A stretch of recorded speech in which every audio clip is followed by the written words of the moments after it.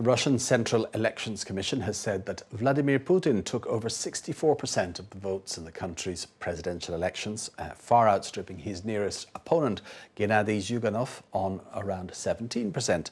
And having won more than 50% of the vote, Putin will not now have to enter a second round.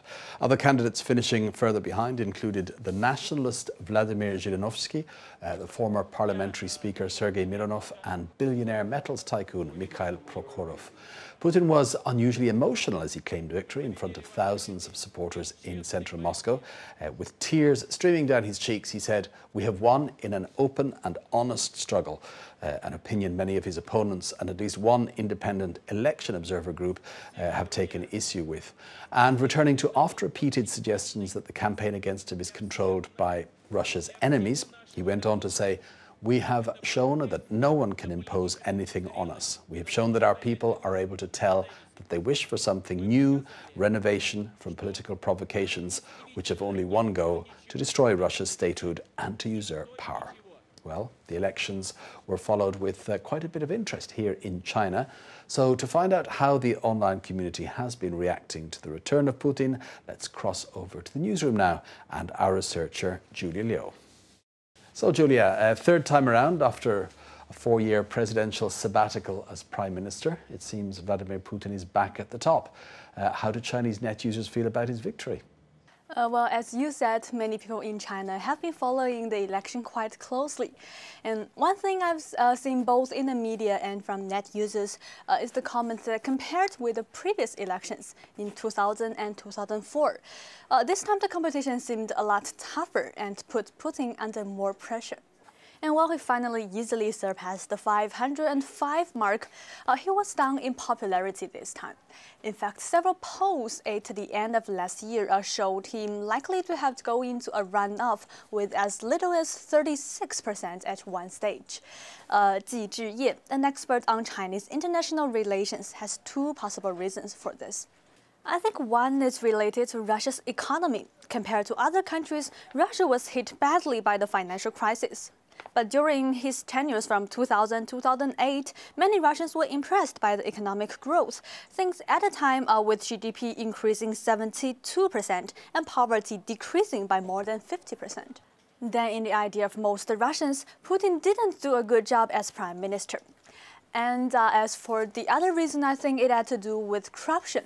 In Russia, corruption has made many Russians really angry.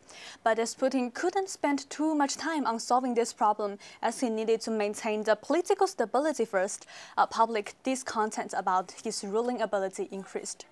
Right, but obviously not that much if he could still pull in over 60% of the vote, officially anyway. Anyway, there was no surprise that he's back. He does have quite a following here in China, doesn't he? Well, there's certainly a number of Chinese who admire Putin and the way he portrays Russia to the world. And most net users weren't so surprised to see such result.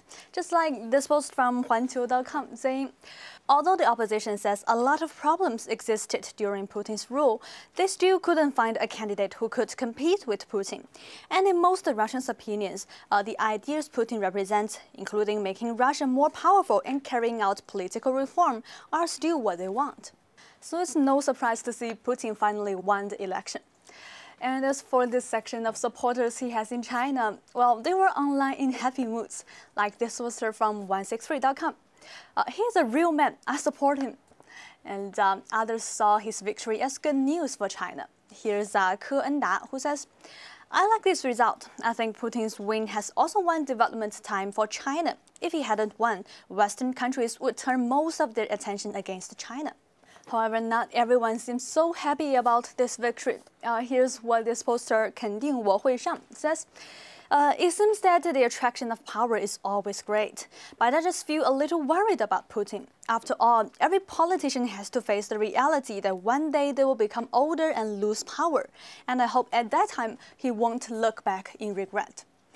And this poster, Easy Tao Tao from iPhone.com, also believes this victory isn't a good result. He says, "What time we live in now? Another personality cult?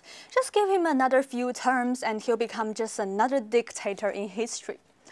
And then this suspicious net users has a stiff warning for the Chinese government.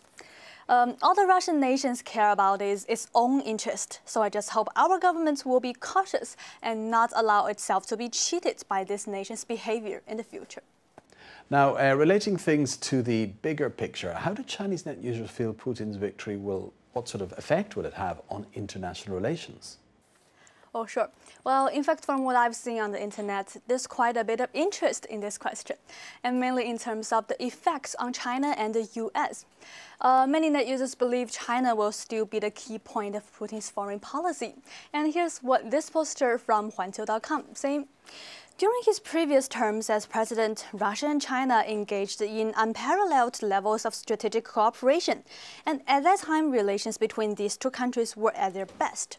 And as an urgent problem Putin needs to deal with is related to economic recovery, I think arms and energy exports to China will be high on his list. And He Liangliang, a commentator on Phoenix TV, also thinks China and Russia will cooperate closely. Just look at the map. With the huge changes in the global patterns, it's obviously not a bad choice for these two large countries to support each other. But one thing I need to highlight is that cooperation between these two countries isn't an anti-American alliance.